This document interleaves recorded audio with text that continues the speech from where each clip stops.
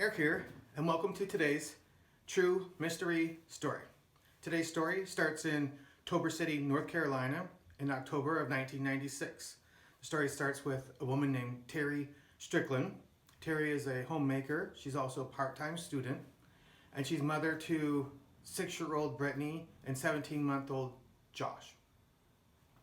That night in October, it was a little bit chilly. So it was the first real chill of fall that night. So that night when Terry tucked her kids into bed, she actually turned on a space heater to help heat the house up so the kids could stay warm that night.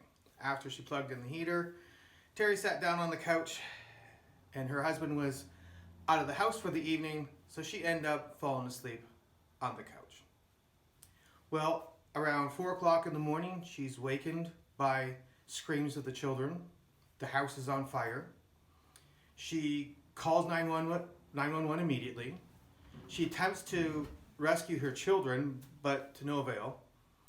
The police show up before the fire department. When the police officer shows up, he tries to rescue the children. Again, no success.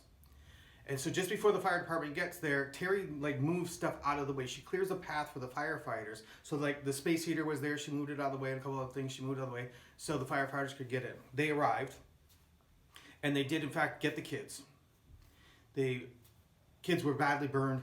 They brought them to the hospital, and unfortunately, 17-month-old Josh succumbed to his injuries. Shortly after the fire was extinguished, the investigators decided that the fire had indeed started inside the children's bedroom and presumed maybe that young Brittany was playing with matches or something. Upon closer inspection, they saw that the fire had started inside the bedroom closet, and it showed signs that it started on the floor and went all the way up into the ceiling, up into the attic of the closet. And there was even a hole in the ceiling, and there was a wire sticking across the. And when the investigators saw the wire there, they initially thought that maybe the wire was responsible, but they decided no, the wire was the victim of the fire and not the cause of the fire because of the way the fire had burned from the ground up. Investigators had decided that the fire was deliberately set, and they even had investigators come in from the North Carolina Bureau of Investigation and also the ATF, the Alcohol, Tobacco, and Firearms Service. They came in, they decided that it was deliberate. They interviewed young Brittany. They decided she had nothing to do with it. They also looked into the father, Rodney, but he was not even home that night. He had spent the night at his son's house, so he wasn't even in the home at all.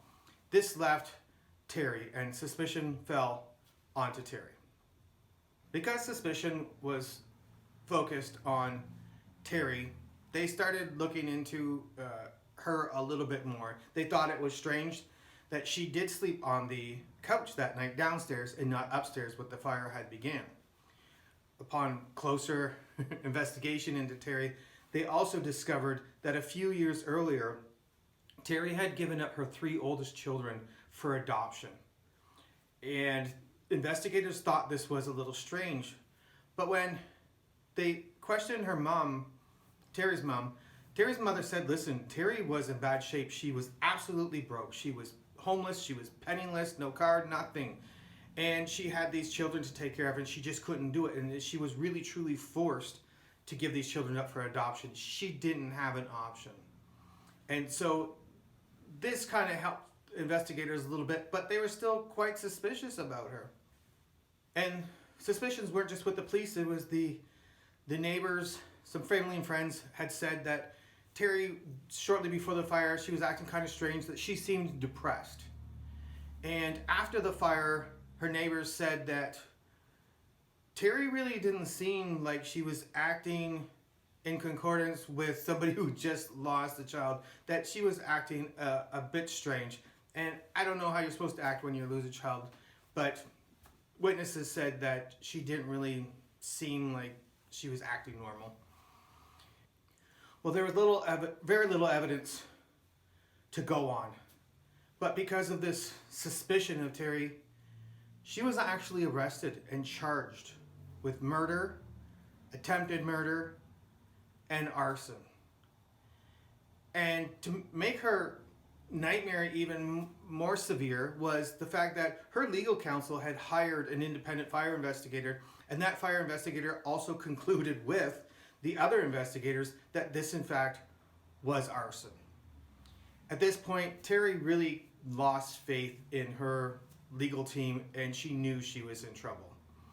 After 61 days, Terry ended up making bail, and she got out of jail under house arrest, and she was forced then to stay home to await her trial. She was facing the death penalty. But now Terry is under house arrest, and she's stuck at home. And she knows she's innocent. So she gets on her home computer, and she starts looking for some help online. Now remember, this is 1996, and the home computers were in the infancy, the internet was in its infancy, and Terry really didn't have much experience. She had taken some courses at school, so she had some experience with computers, but really not much. But since she was under house arrest and had nowhere to go, she really started working hard on finding some help online. Terry ends up finding a fire investigator in Australia called Tony Caff. She contacts Tony Caff and says, "I need your help." And he said, "Well, listen, there's actually a bunch of mistakes that fire investigators make when they're investigating a fire. Initially, you have to remember that bias really plays a part on the investigation. Is that if you're an arson investigator, you're really kind of looking for arson. And if you're an insurance fraud investigator, you're looking for insurance fraud. And if you're just some sort of authority that's looking to close the case, you're looking for the easiest route just to close the case." And that might have been what happened here. So Tony's in Australia. He can't really help Terry, but he introduces Terry to a man in the United States in Texas called Dr. Gerald Hurst. And he is, by accounts of Tony Caff, the best fire investigator in the United States, and he lives in Texas. When Dr. Hurst reviewed the case, he sees that there are some inconsistencies in the investigation. One thing he does really notice, the fact that there's no real mention of the attic situation in the house. Even though the fire had burnt through into the attic, there's not much mention of it. So he looks into it a little bit more, and he also is not comfortable with the wire, the pictures of the wire that were in the closet as well. So he does a thorough investigation, and Dr. Hurst looks into weather, and he sees that 6 weeks before the fire happened in Terry's home, that Hurricane Fran had come through Tabor City, North Carolina, and that it wreaked a lot of havoc onto Terry Strickland's home, that it damaged the roof, there was water damage through the roof, and it went into the ceilings of her home, that she had water damage on the ceilings as well. That was quite evident. So this being the case, that the wire was there, Dr. Hurst inquired a little bit more about the wiring. The wiring was 50 years old in this house. And he asked Terry about if she ever had any problems, and Terry said, yeah, specifically the night of the fire, before the fire happened, she was using a curling iron, and the curling iron kept going off and on, that there was a problem with the electrical system. And she had this major recollection as well, that she had realized that when she had moved the heater out of the way for the firefighters to rescue the children, that the heater was not hot. She had moved it, and to the touch, it was not hot at all. And because it was not hot, that they surmised that this heater had to have been shut off for at least a half an hour before she went to move it, so the firefighters could save the children. So Dr. Hurst, who's in Texas, he decides to look a little bit closer. So him and a fellow fire investigator called Ken Gibson from Texas, they both fly to North Carolina to check out the scene. They don't really agree with the initial conclusion about this fire. They believe that the initial investigators couldn't really find a cause, so they didn't have a definitive answer. So they just said it was arson. And because it was arson, and Terry was the only person in the house, that through the process of elimination, it was arson and Terry had did it.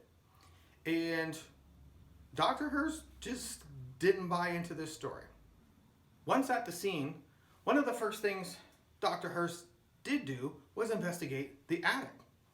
Because there was no real mention of it in the initial report, he looked into the attic and he noticed that the attic was insulated with a type of insulation that's basically just paper fibers, charred up newspaper, and it's covered in a chemical. It's a flame retardant chemical that's laid in there to keep your house warm, but because it's paper fibers, it's needs something to prevent it from starting on fire.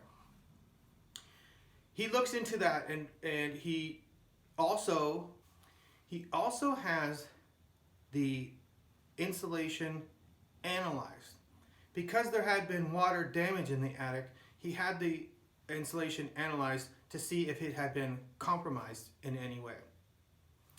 And then he starts looking into the electrical system of the house. And this is where things get real interesting. So when Dr. Hurst starts investigating the electrical system, he does realize a couple of key points. Number one, the electrical system is 50 years old, and it's an old system of knob and tube, which is separated wires.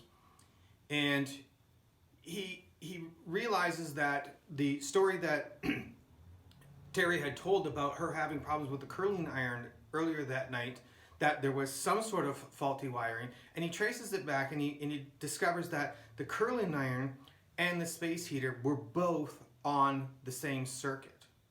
And not only were they both on the same circuit, but the heater that was plugged in was a 1500 watt heater that would have helped to heat up that wiring. And if there was any small problems, you know, the weakest point of a chain theory is because he knows that the 1500 watt heater is drawing a lot of juice, that those wires are going to get heated up. And when this happens, normally it pops the fuse. So he goes to the fuse panel, he checks it out, and he sees that the fuse panel doesn't have the appropriate 15 amp fuse in it for that circuit. It's got a 30 amp fuse, twice as high, that is rated for that circuit. And because the space heater was heating up and heating up the wire, normally a 15 amp fuse would have blown and shut everything off. But because it was a 30, not a 15, it allowed everything to superheat up. So now here we have this electrical system that's faulty to begin with. We have it heated up, and then we have it where it's not even on the proper amperage fuse. It's basically a recipe for disaster. Well, also, when he looked back at the analysis of the insulation in the attic, the result was that the paper fibers that were up there that were initially coated with a flame retardant chemical, well, because of the water, it had all been washed away. So now basically it was just paper, fine shredded paper laying on top of hot wires. And Dr. Hurst had come to the conclusion that the original conclusion was that the wire in the attic was the victim and not the cause, but Dr. Hurst said, no, this is the cause of the fire and not the victim, and declared that that's where the fire started. And the reason why the initial guys got it wrong was because when the fire started in the ceiling dropped, it fell into the closet, and then that part of that material that fell, then it burned upwards. And so initial investigators thought, okay, well, it burned upwards, and that started the fire up the wall, which burnt the hole in the ceiling, which was actually the other way around. Dr. Hurst concluded that the original fire investigator really used what he coined junk science to determine the fire, and was quick to label it an arson when they didn't have definitive evidence, putting Terry in that position where she was facing the death penalty for murdering her own child, which just wasn't true. So, in light of Dr. Hurst's new evidence, the charges against Terry were dropped. She was free to go. Terry's tenacity and house arrest and minor home computer skills, and of course, Dr. Gerald Hurst saved her life. That's today's story. If you like the story, go to MrE.Fan for more of my stories. And remember, don't be a criminal or a victim. Thanks for watching.